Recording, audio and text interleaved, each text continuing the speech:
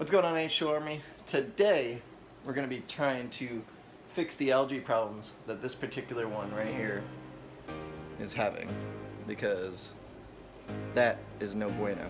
So stay tuned.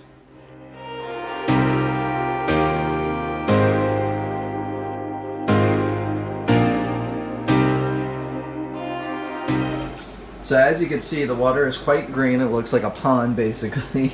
And it has some weird algae growing on some of the plants in there. And it's just basically getting too much light. Now, I don't want to move it and restrict the light because it can do just fine. It was doing just fine. But what happened is we removed a lot of the plants that were in there. And Margaret just didn't want them in there anymore. And so what happened is now it's just full of light and there's barely any plants in there to absorb it. So what I want to do is I'm going to do this now. Today is August 5th, I do believe, and we're going to see how long it takes for this to dissipate, and I'm going to basically fast forward in time once we get it planted, and you guys can see how long it actually takes to have the water clear up. Alrighty, so first we're going to do some water changes, and what we're going to do is we're going to basically just take as much water out as possible while still leaving a little bit for the fish to swim in. Getting the fish out of a vase is extremely difficult, and that's probably the only downside, depending on the type of vase that you get, is sometimes the opening is very small and it is rather difficult to get things in and out of, such as hardscapes, and fish, and nets, and stuff like that. So what I'm doing is I'm going to drain the tank as much as I can.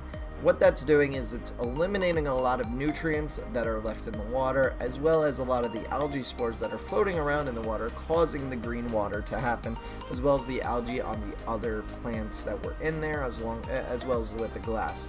So what am I doing? I'm also going to clean the glass. I got this cool little tool from PetSmart or Petco, one of them, and it was like $5. It's pretty cool. It has a nice little arm, so it's good for reaching down in tanks like this, especially if they're a little bit higher and you can't reach in like I can't, because I don't have super long arms. So it's good to get some of those spots. I also used a sponge that is dedicated for fish tanks in the house. It doesn't get any chemicals used on it. It's solely for cleaning glass.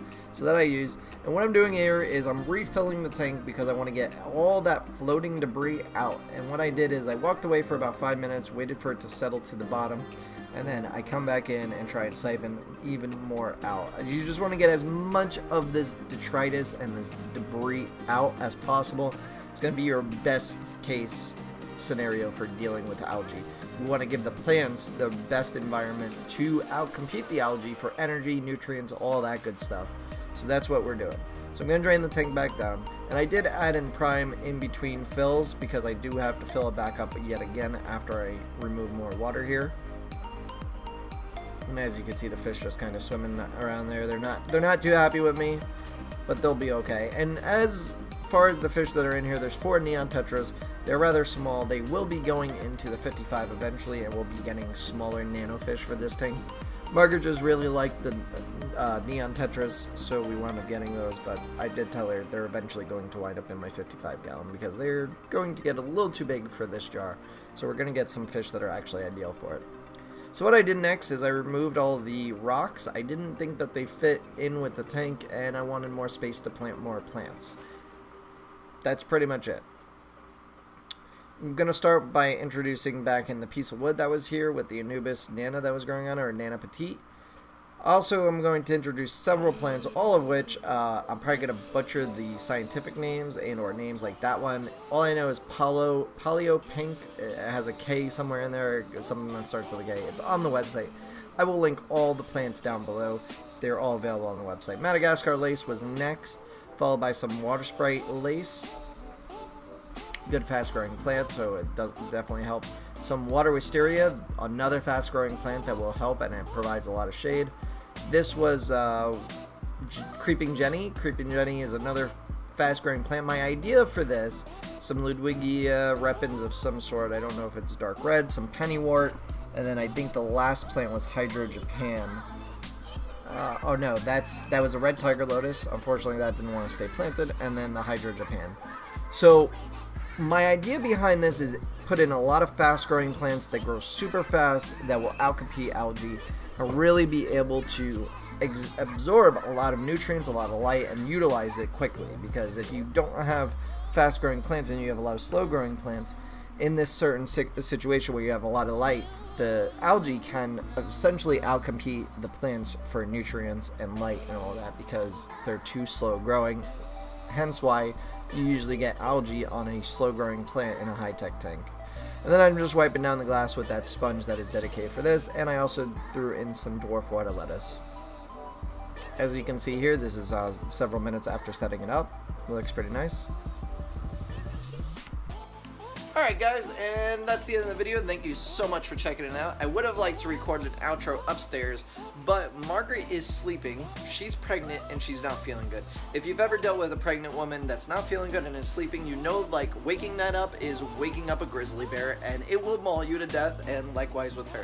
So I just want to stay far, far, far away, so I am down here in the aquarium vault recording this outro for you guys. I will give you a future update on this tank though, so don't worry. Right now I'm going to show you 4 or 5 days afterwards, and it is going to be dark out, so the footage isn't going to be super bright, but it is coming along the tank, and we'll do an update maybe in a couple weeks and see where it's at.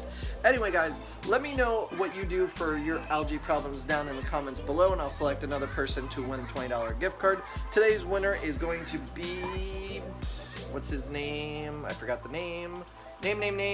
Carl Heller, with the comment responding to my last question, which was, mine is the 4-leaf clover, asking what was his favorite plant out of the whole unboxing. And I didn't know you could carpet with it. I have a 75-gallon tank, and when are you going to do more daily trim videos? So unfortunately, daily trim probably not going to happen again. Maybe it will. It all depends on time and if I get an editor and all that. Right now I'm editing these myself, and it does require a bit of work because I'm not an editor. That is not me. So yeah, that's what we're doing. Anyway guys, hope you enjoyed the video. I will see you next weekend, and have a great rest of your day.